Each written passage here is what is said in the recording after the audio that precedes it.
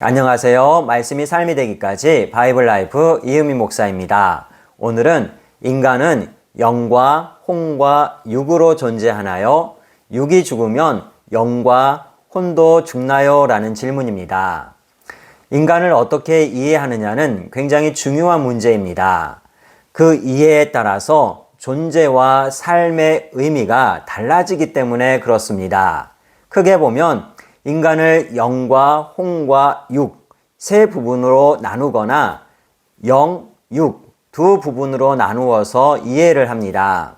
그런데 문제는 여러 가지 인간론을 주장하면서 신비한 방법으로 신을 만나려 하거나 혹은 신의 반열에 오르려는 시도들이 문제입니다.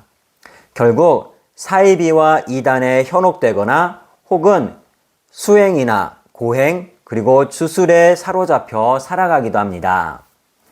인간에 대한 가장 확실한 이해는 어떻게 존재하게 되었느냐라는 그 질문에서 시작해야 합니다. 성경에서는 하나님께서 자기 형상대로 사람을 창조하시되 남자와 여자로 창조하셨다라고 기록하고 있습니다. 하나님께서 하나님의 모양, 모습대로 사람을 지으신 겁니다. 그리고 생육하고 번성하며 하나님이 창조하신 모든 생물을 다스리도록 지으셨다라는 겁니다. 인간에게는 분명한 존재의 시작과 이유가 있다라는 것이지요. 그리고 그 시작과 중심에는 하나님이 계시다라는 겁니다. 두 번째는 인간은 어떤 방식으로 존재하느냐라는 겁니다. 하나님께서는 이 부분도 잘 설명해 주셨습니다. 하나님이 흙, 즉 진흙과 티끌로 사람을 빚으셨다라고 합니다.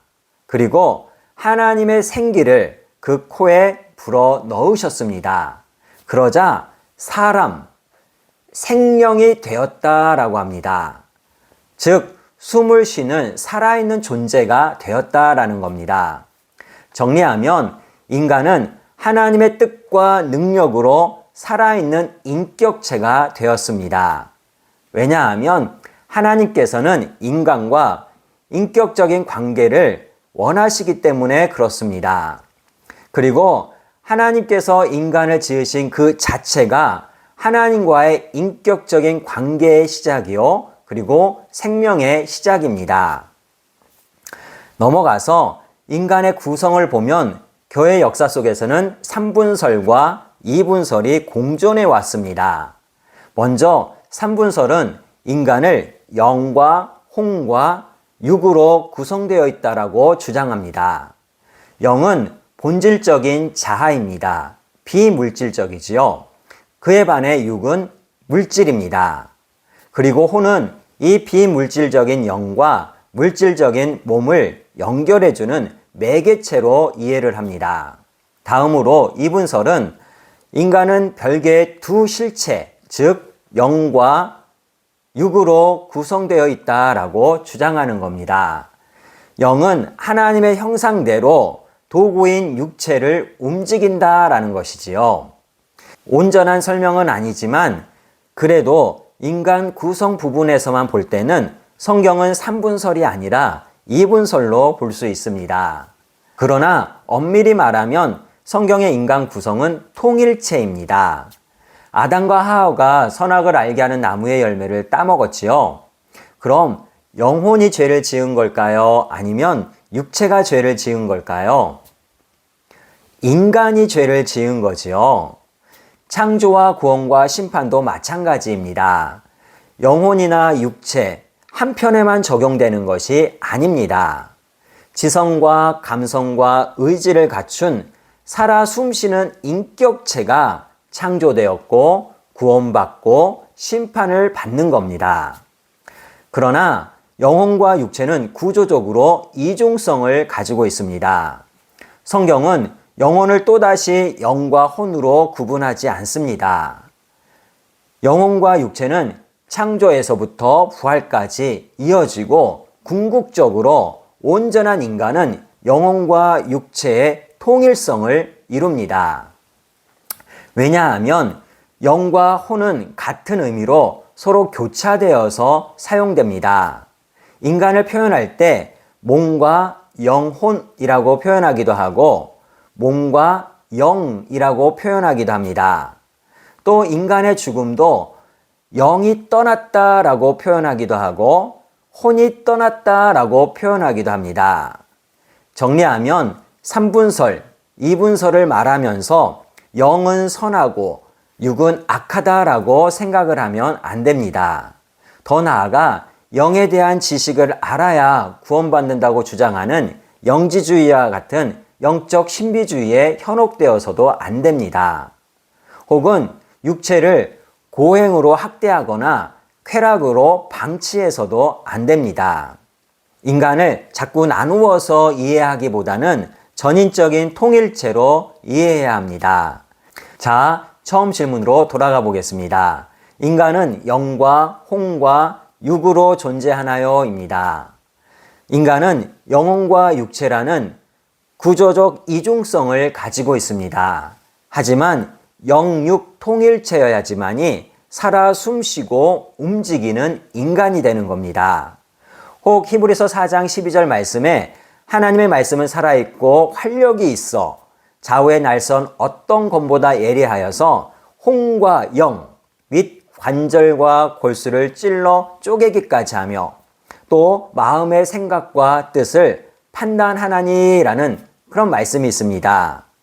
이런 말씀을 볼 때 성경이 인간을 영과 혼과 육으로 나눈다고 주장할 수도 있습니다. 하지만 이 말씀의 핵심은 따로 있습니다. 즉 하나님의 말씀이 살아있고 능력 있음을 강조하기 위한 말씀입니다. 사실 이 말씀 자체로만 보면 영혼과 육체와 마음이 언급되고 있지요. 따라서 말씀을 어떻게 보느냐에 따라서 3분설에서 6분설까지 가능합니다. 핵심은 하나님 말씀은 나눌 수 없는 것을 나눌 만큼 강력하다라는 것입니다. 또한 데살로니가전서 5장 23절 말씀을 보면 평강의 하나님이 친히 너희를 온전히 거룩하게 하시고 또 너희를 온 영과 혼과 몸이 우리 주 예수 그리스도의 강림하실 때까지 흠없게 보존되기를 원하노라 라는 말씀이 있습니다. 이 말씀에서도 영과 혼과 몸이라는 말이 나오죠. 자, 신명기 6장 5절 말씀 그리고 마태복음 22장 37절에서 39절 말씀에 마음과 목숨과 뜻과 힘을 다해 라는 말씀의 핵심이 무엇인가요? 전인적으로 하나님을 사랑하라는 것이지요. 데살로니가전서 5장 23절 말씀도 마찬가지입니다. 주님이 강림하실 때까지 인간의 영혼 따로 육신 따로 그것이 아니라 영육 통일체가 온전하게 보존되기를 원하신다라는 말씀입니다.